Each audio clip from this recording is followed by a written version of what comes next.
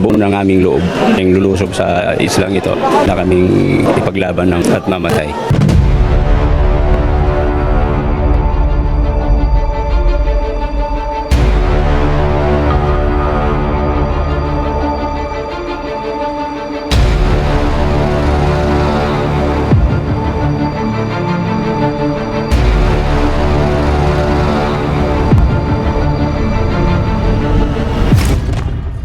Gaano nga ba kahanda mga Pilipino sakaling ipatawag lahat sa gera dahil yung China aatake talaga dito? Ayon sa nakalap nating impormasyon, naghahanda na Pilipinas sa posibleng pagsabog ng gulo kung anong edad mas lalaban sa gera at kung saan lugar mas aatakihin nila dito. Pero nasa edad 45 to 54 lang daw willing lumaban. Tapos Mindanao pa marami dito. Dahil sa kabuuang pag-aaral, 70% ang nagsabi ng oo, 20% ang hindi nang tinanong kung willing ba lahat lumaban dito.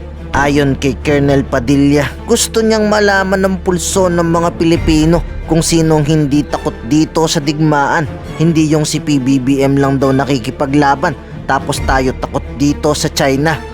Gusto lang din natin, sir, makuha din po yung pulso ng ating mga kababayan. Because we're shifting towards external defense.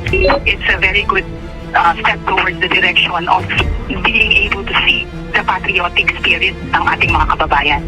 It's all encompassing na, sir, no? We're also promoting naman po yung our younger generations to have that patriotic spirit. Pero ayon sa AFP, dapat talaga tayong maghanda lalo na sa Batanes. Dahil pag naggera ang China at Taiwan, mapipilitang lumaban mga reservis. Kaya dapat daw itong paghandaan. Lalaban din daw babaeng gobernur ng Batanes.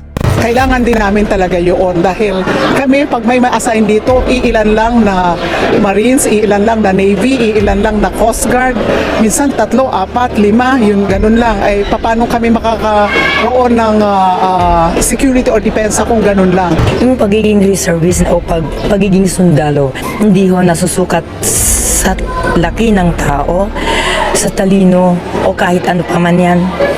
Nasusukat po yun sa tibay ng loob, lakas ng loob, at buo ang paniniwala. Buo ng aming loob na kung sakaling lulusob sa islang ito, handa kaming ipaglaban ng natin at mamatay. Samantala, nagbabala naman ang China sa Pilipinas na wag daw itong naghihikayat ng gulo. Lalo kung takot tayong makipaggera, manahimik na lang daw tayo. Kaya si BBBM sa kanila bumuelta.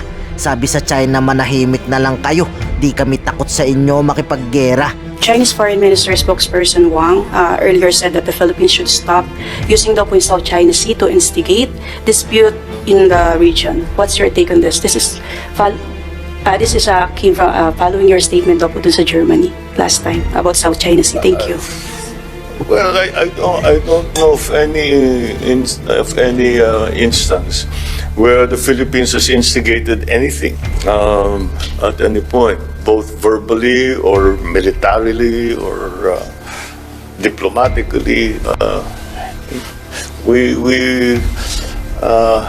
were busy. We are busy. We have been busy with running the country and making the best life for Filipinos.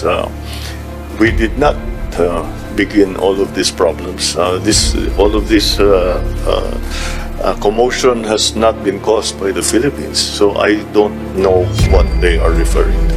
Ngayon, ikaw bilang Pilipino, ano ang masasabi mo at reaksyon sa balitang ito? Mag-iwan ka ng komento sa ibaba at atin pong babasahin isa-isa.